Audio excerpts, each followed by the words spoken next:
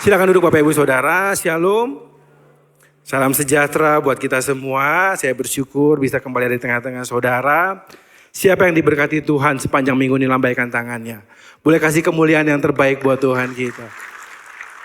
Bapak Ibu Saudara, saya mendapatkan pesan bahwa saudara sedang mendapatkan tema yaitu hidup di dalam kuasa Roh Kudus. Ya, jadi berkaitan dengan tema tersebut, maka saya akan membagikan sebuah judul dalam khotbah hari ini yaitu vision dan provision.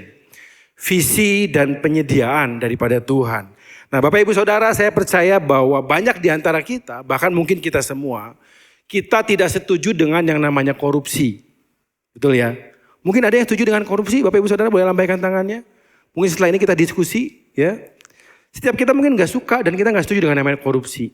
Kita akan marah sekali ketika kita mendengar ada satu kasus korupsi terjadi di negara kita. Atau bahkan korupsi itu terjadi di dalam perusahaan kita, ya. Tetapi tanpa sadar Bapak Ibu Saudara, ya, atau sadar atau tidak disadari dalam kehidupan kekristenan, ternyata banyak di antara kita, mungkin kita semua sampai hari ini Bapak Ibu Saudara, kita sudah melakukan yang namanya korupsi di dalam kehidupan kerohanian kita. Tanpa sadar Bapak Ibu Saudara, kita melakukan korupsi di dalam sistem pemerintahan kerajaan Allah yang sebenarnya Tuhan sudah kasih visi dan provisi di dalam kehidupan kita. Nah, apakah itu visi Bapak Ibu Saudara? Visi adalah suatu tujuan, ya. Visi adalah sesuatu yang akan kita capai baik dalam organisasi atau dalam kehidupan kita pribadi. Dan saya mau katakan kepada Bapak Ibu Saudara, khususnya mereka yang sudah tertanam di dalam gereja, apakah saudara mengerti apa yang menjadi visi gereja saudara? Ya, sebab saya mau katakan bahwa gereja yang benar, ya, gereja yang benar adalah gereja yang dibangun dari sebuah visi. Gereja yang benar, gereja dibangun dengan sesuai tujuan daripada Tuhan terhadap gereja tersebut, Bapak Ibu Saudara. Gereja dengan visi adalah panggilan yang Tuhan berikan kepada gembala saudara untuk melakukan sesuatu sehingga gereja ini punya tujuan, punya arah. Ya. Gereja yang dibangun tanpa sebuah visi, maka kita bisa meyakinkan bahwa gereja tersebut dibangun hanya dari ambisi atau dari emosi seseorang. Yang setuju boleh katakan amin. Itulah kenapa muncul gereja-gereja Bapak Ibu Saudara, mereka yang kita melihat di dalam perkembangan perjalanannya, mereka selalu bersaing dengan gereja lain. Mereka punya ambisi untuk mengalahkan gereja lain. Mereka punya ambisi untuk menjadi yang terbaik di sebuah kota. Mereka punya ambisi untuk bisa menarik jemaat begitu banyak sehingga mereka bisa disukai banyak orang. Tetapi ada juga gereja yang dibangun karena emosi Bapak Ibu Saudara.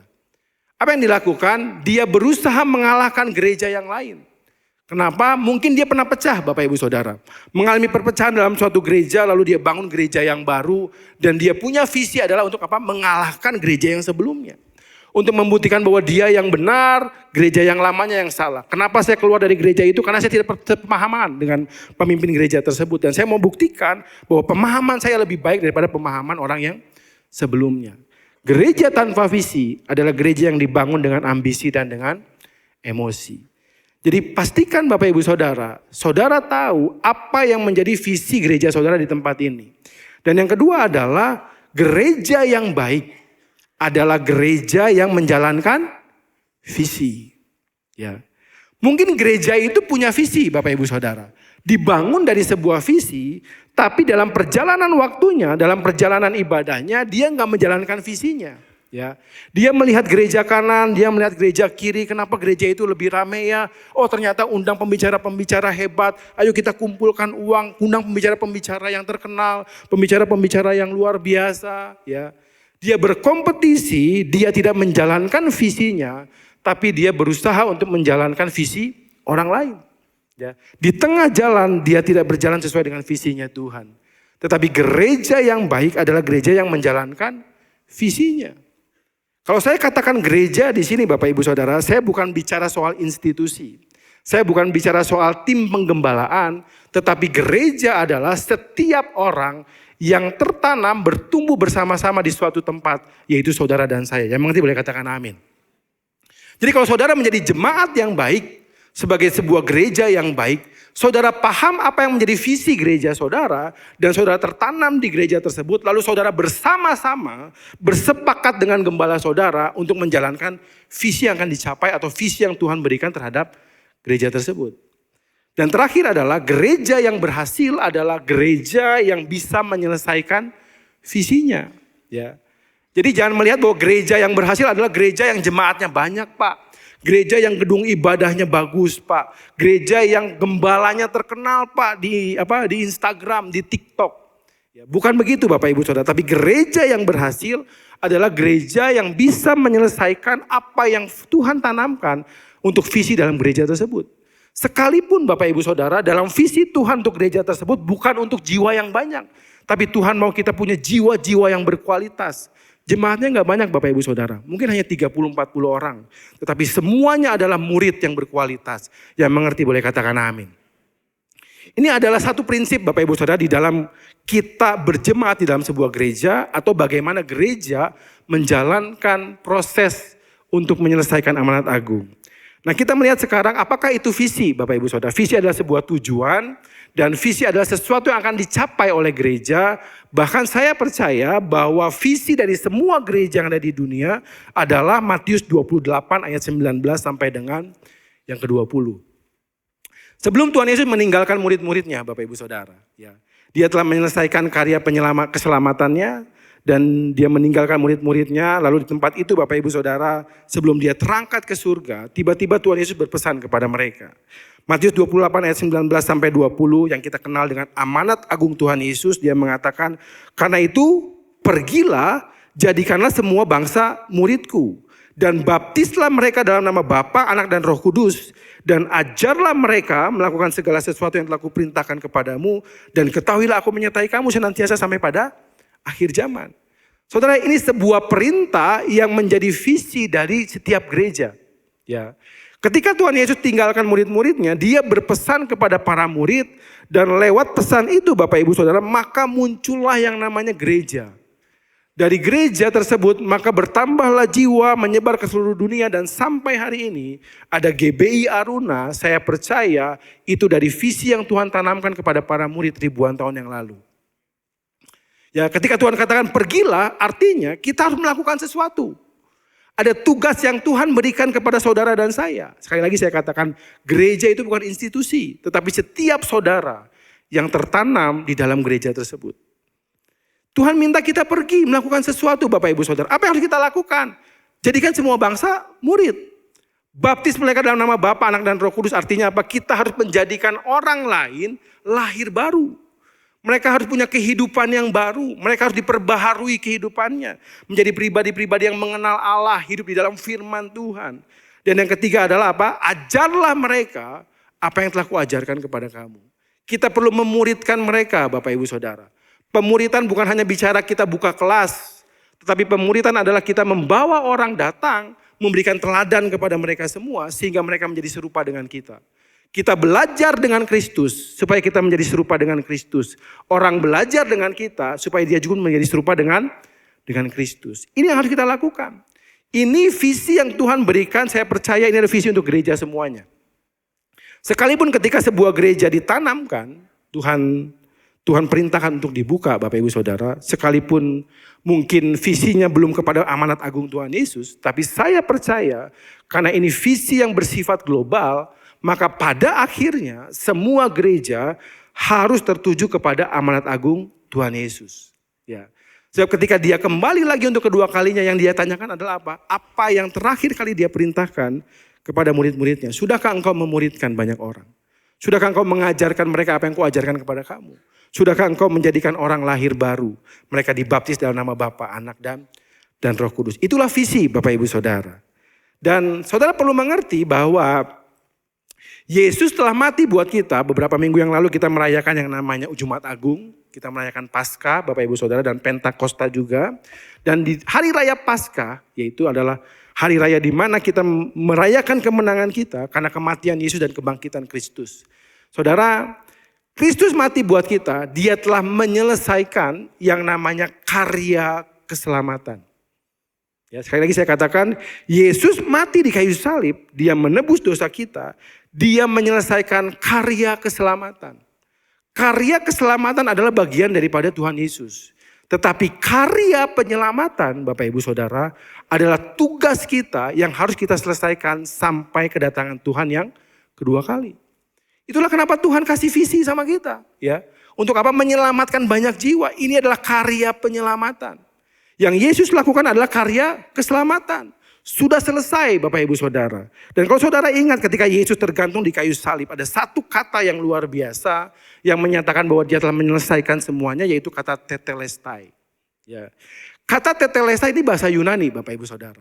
Dan dari beberapa POV ya, sudut pandang, ternyata kata ini punya makna yang begitu luar biasa. Dari dunia perdagangan atau ekonomi Bapak Ibu Saudara, kata tetelestai artinya adalah lunas dibayar. Ya, hutangnya sudah lunas dibayar. Berapapun hutangnya semua terbayar penuh. Ya, dan Tuhan bayar secara kontan Bapak Ibu Saudara. Dia nggak bayar cicil. Ya, Tuhan nggak pakai pinjol-pinjolan Bapak Ibu Saudara. Dia bayar lunas. Kalau orang dagang bilang apa? Cash strength gitu ya. Semua terbayar lunas. Dan di zaman itu Bapak Ibu Saudara, setiap hutang itu akan punya dampak hukum, ya. Akan ada akibat hukumnya. Itulah kenapa ketika Tuhan bayar hutang kita, maka kita terlepas daripada hukum yang harusnya kita tanggung, ya. Jadi pengertian ini sangat dalam. Kenapa? Kita berpikir bahwa dulu kita manusia berdosa, ya. Setelah ikut Tuhan, kenapa Yesus harus mati buat saya, Pak?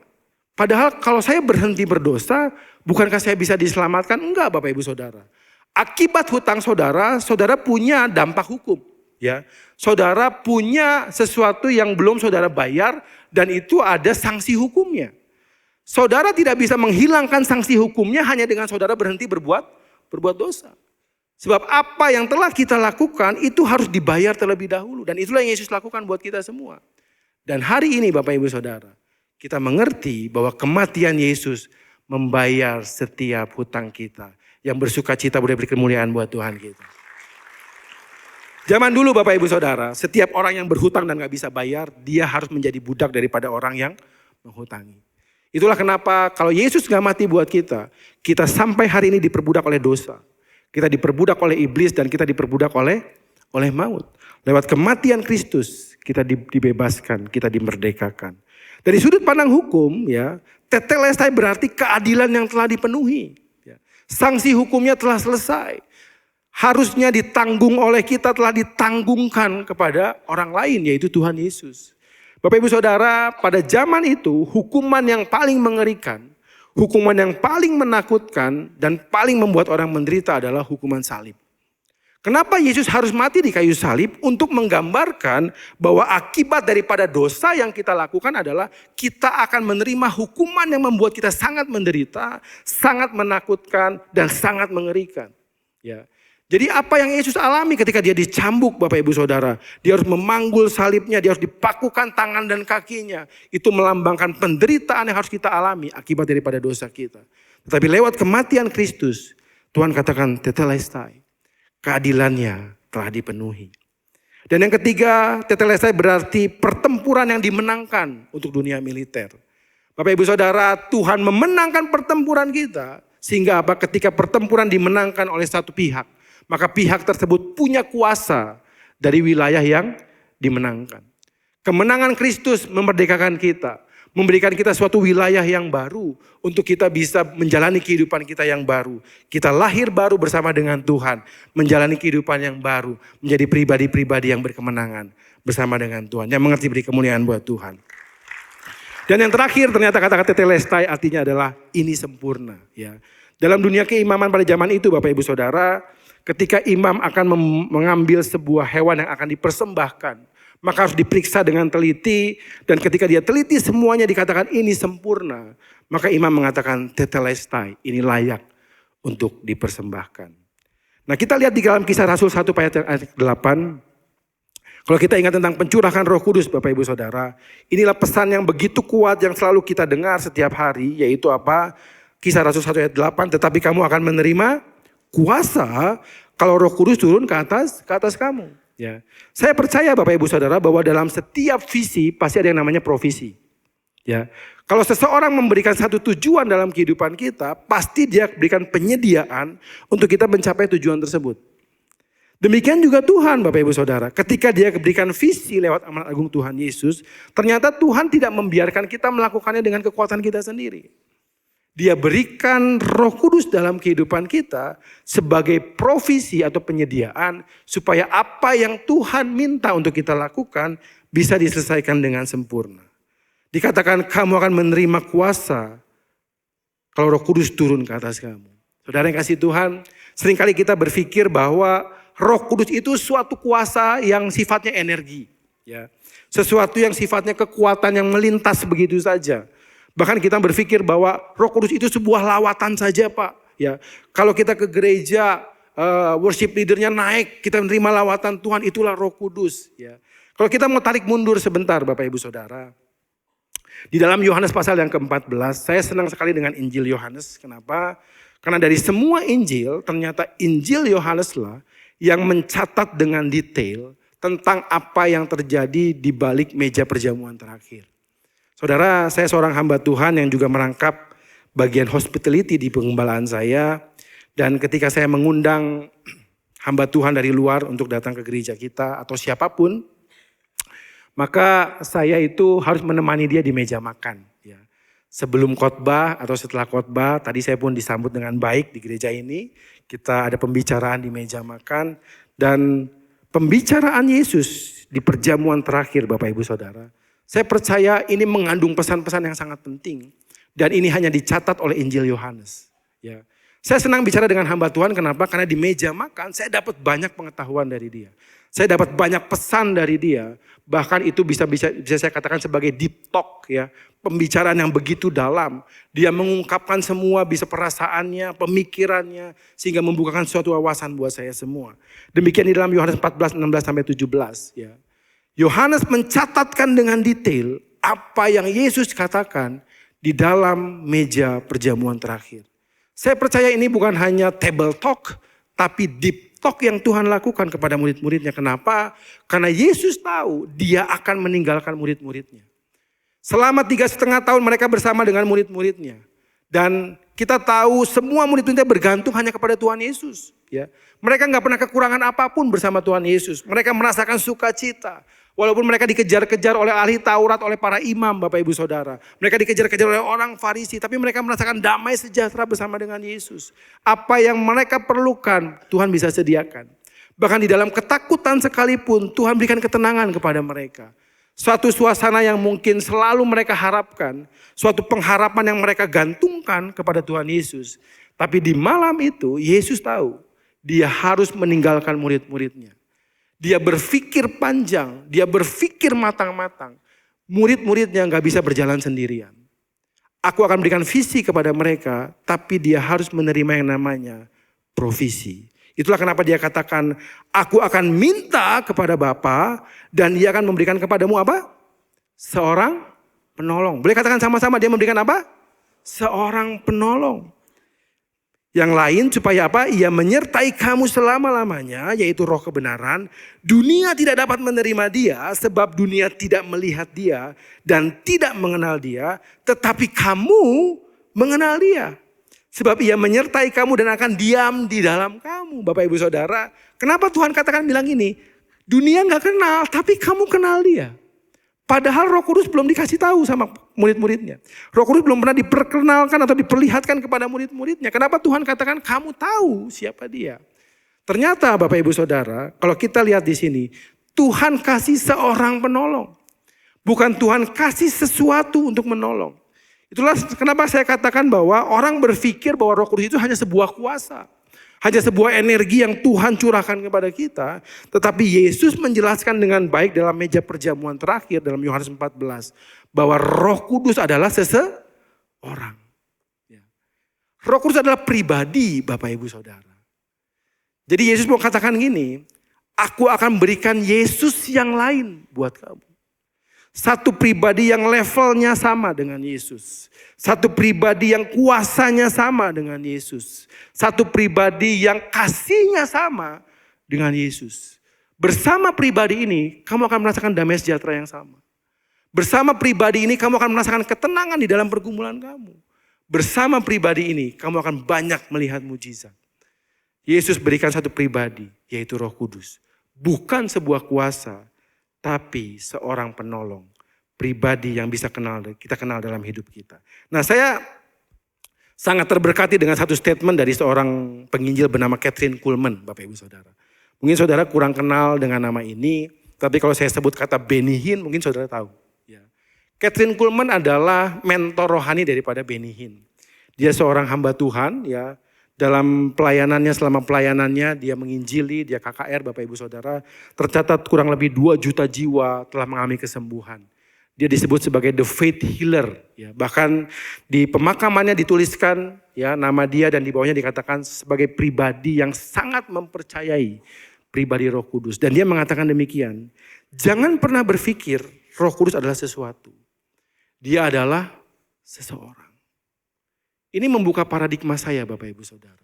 Selama ini kita berpikir Roh Kudus itu sesuatu. Tuhan beri aku kuasa itu. Beri aku damai sejahtera itu. Roh Kudus bukan kekuatan Bapak Ibu Saudara. Dia pribadi yang menyertai kita. Ya. Bahkan statement dari seorang penginjil televisi bernama T.L. Osborne. Ya, dia mengatakan, the Holy Spirit is Jesus Unlimited. Ya. Dan saya melihat Bapak Ibu Saudara, T.L. Osborne bukan sedang membandingkan antara Tuhan Yesus dengan Roh Kudus. Tetapi dia mau memberitahukan kepada kita bahwa Yesus mati buat kita. Dia naik ke surga, dia memultiplikasi dirinya menjadi satu pribadi yang bernama Roh Kudus. Pada waktu Yesus di tengah-tengah dunia, dia terikat dengan tubuh darah dan daging. Dia gak bisa kemana-mana Bapak Ibu Saudara. Dia ada di tengah-tengah murid-muridnya. Dan dia harus hadir di sana karena dia terikat oleh tubuh jasmani. Tetapi dengan kematiannya, ya, ini adalah suatu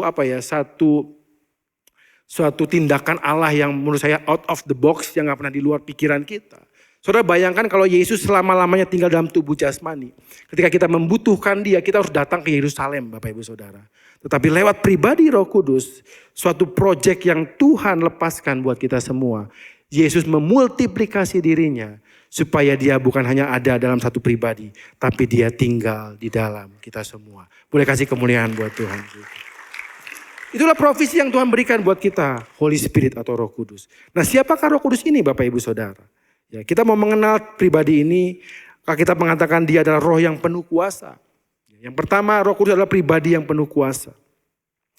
Kita tahu Bapak Ibu Saudara bahwa ketika Yesus di tengah-tengah dunia, dia membangkitkan orang mati, dia menyembuhkan orang sakit, dia memulihkan banyak orang.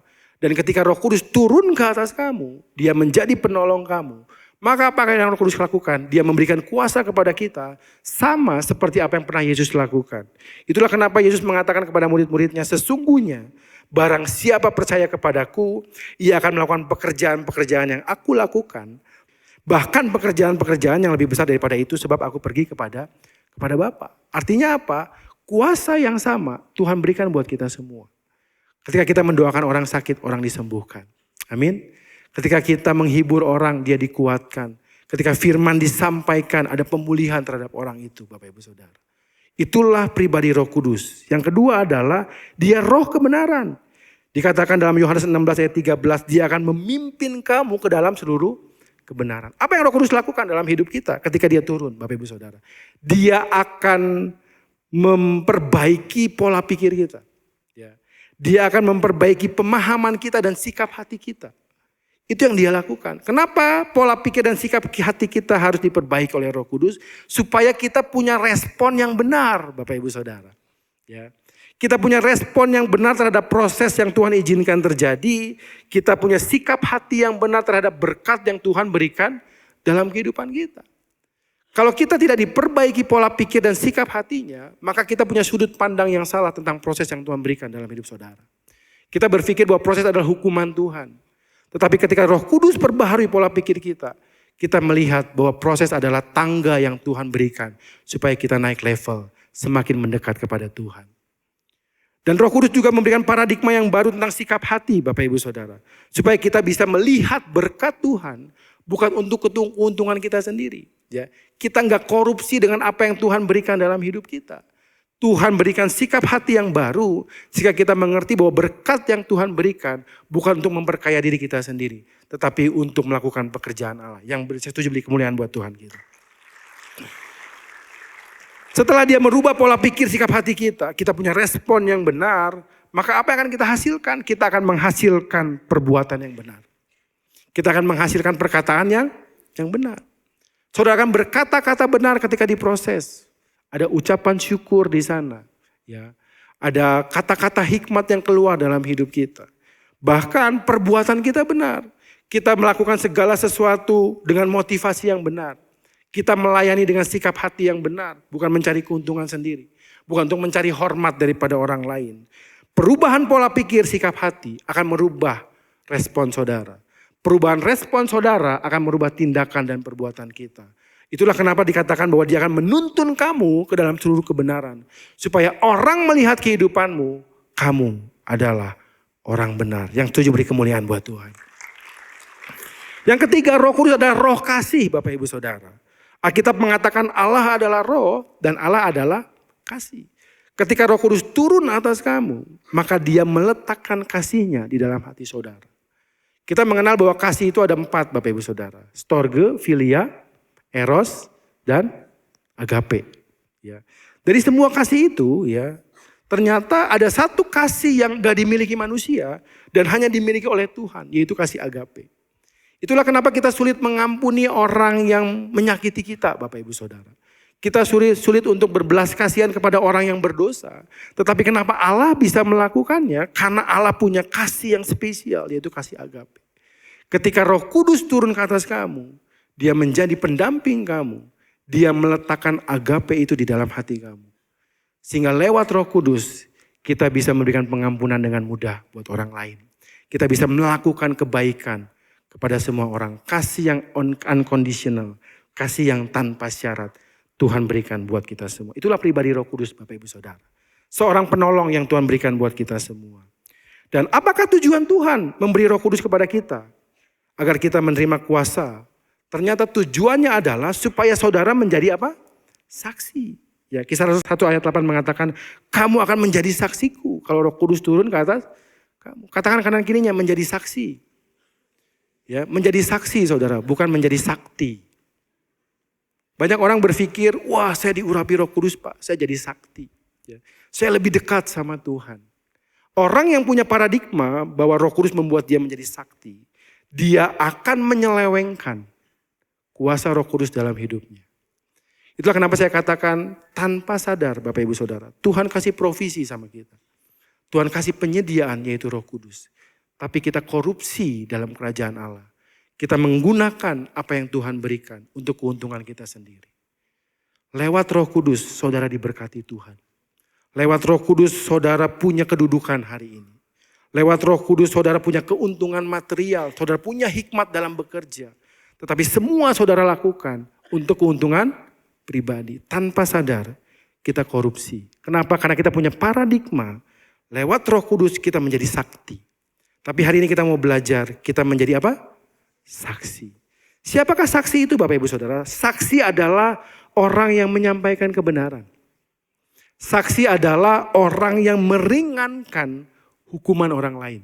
Beban orang lain. Kita dipanggil Tuhan untuk kehidupan kita bisa meringankan beban orang lain. Di dalam pengadilan ada saksi yang memberatkan, ada saksi yang meringankan. Jangan sampai Bapak Ibu Saudara kita menjadi saksi-saksi Tuhan yang memberatkan kehidupan orang lain. Kita datang, orang punya beban, bebannya makin berat Bapak Ibu Saudara. Tapi Tuhan mau kita menjadi saksi yang meringankan orang lain. Kita perlu menyampaikan sesuatu yang membuat dia merasa lega. Merasa terbebaskan, merasa dimerdekakan.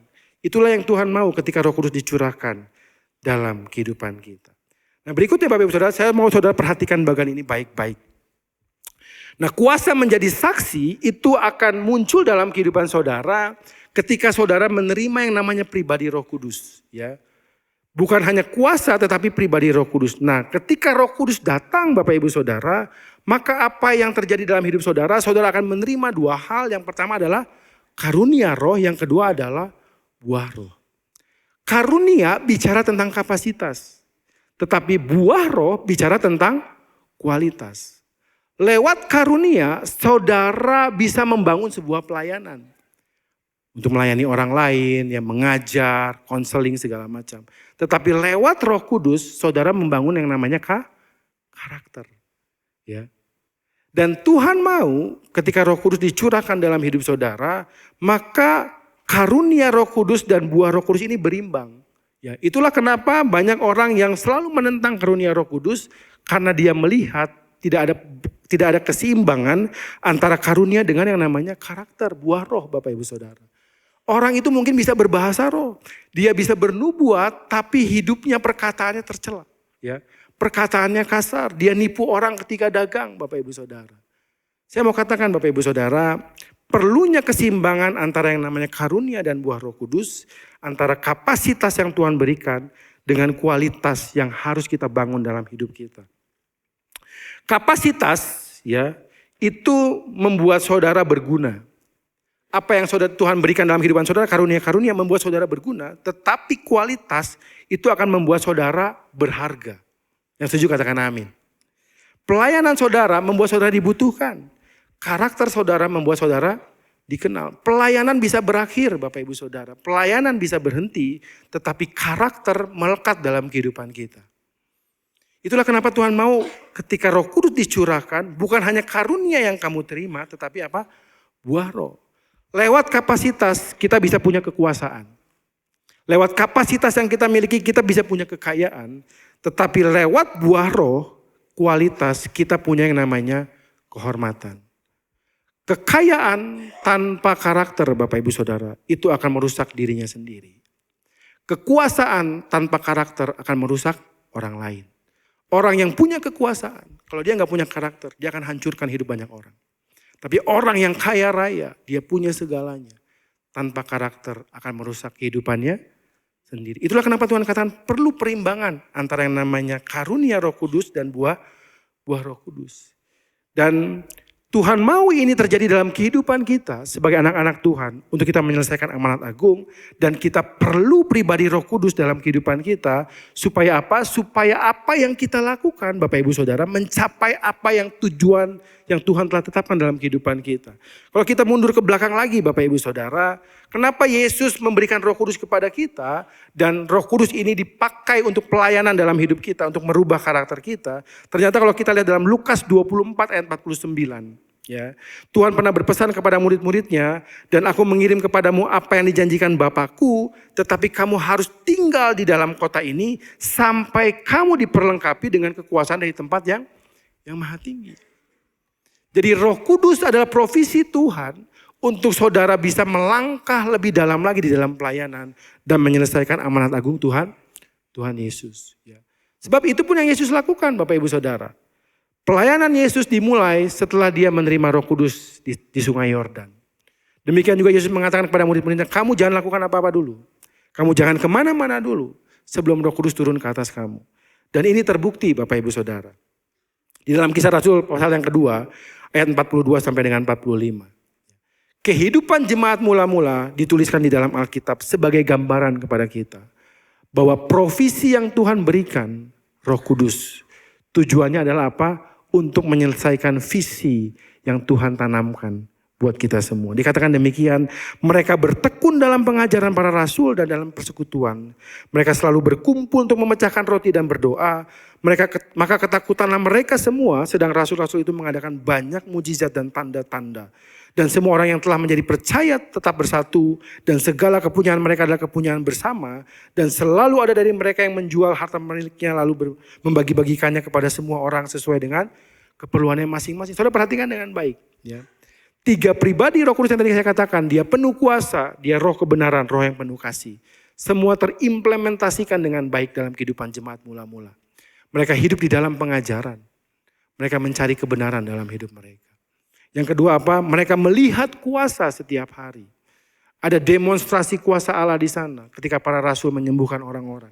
Dan yang ketiga adalah mereka hidup bersatu dan berbagi kasih. Siapa rindu Bapak Ibu Saudara? Gereja Aruna ini dituai jiwa-jiwa begitu banyak. Lambaikan tangannya. Hidup dalam kuasa Roh Kudus. Hidup dalam kuasa Roh Kudus. Yang mau katakan amin.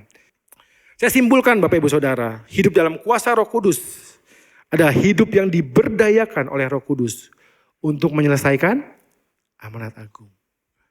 Tuhan kirim pribadi untuk penolong kita, pribadi yang penuh kuasa, roh kebenaran, supaya kita menyampaikan apa yang Tuhan mau dalam kehidupan kita. Ada visi yang Tuhan tanamkan, ada visi yang harus kita kerjakan. Dan inilah ciri orang yang hidup dalam kuasa Roh Kudus. Pertama adalah mereka hidup dalam kebenaran, Bapak Ibu Saudara. Cek diri kita hari-hari ini. Sudahkah kita hidup dalam kebenaran? Saudara mau dimuridkan atau enggak? Orang yang hidup di dalam kebenaran, dia hidup dalam pengajaran para rasul. Gereja kita punya namanya KOM, Bapak Ibu Saudara.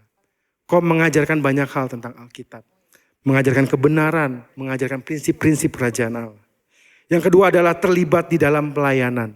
Kenapa? Lewat pelayanan saudara mengaplikasikan karunia yang Tuhan berikan. Ada demonstrasi kuasa Allah di sana. Ketika kita mendoakan orang sakit, dia disembuhkan. Orang yang berbeban berat, kita kasih kelegaan kepada mereka. Ada kekuatan yang baru ketika kita melayani mereka. Dan yang ketiga, orang yang hidup dalam kuasa Roh Kudus, dia akan memiliki komunitas rohani. Komunitas ini adalah tempat di mana saudara bisa berbagi kasih kepada banyak orang. Saudara gak mungkin berbagi kasih kepada semua orang di tempat ini, Bapak Ibu Saudara. Gereja kita punya yang namanya KUL. Komunitas kecil di mana saudara bisa saling melayani di sana. Kasih agape saudara bagikan di sana. Dan nama Tuhan dimuliakan dalam hidup kita. Mari kita bangkit berdiri bersama saudara. Kuasa Roh Kudus, amanat agung diselesaikan. Dan inilah yang terjadi. Kalau gereja menjalankan visinya. Gereja menyelesaikan visinya. Kisah Rasul pasal yang kedua ayat 47. Dan mereka disukai semua orang. Dan tiap-tiap hari Tuhan menambahkan jumlah mereka dengan orang-orang yang diselamatkan. Saya bersuka cita tadi ada beberapa jiwa yang melambaikan tangan. Jiwa-jiwa baru Bapak Ibu Saudara. Tapi kita rindu setiap minggu bukan hanya 1-2 jiwa. Ada puluhan jiwa datang ke tempat ini. Karena kita hidup di dalam kuasa Roh Kudus.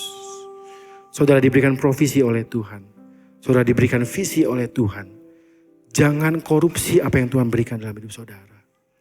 Tapi gunakan semuanya untuk kemuliaan nama Tuhan.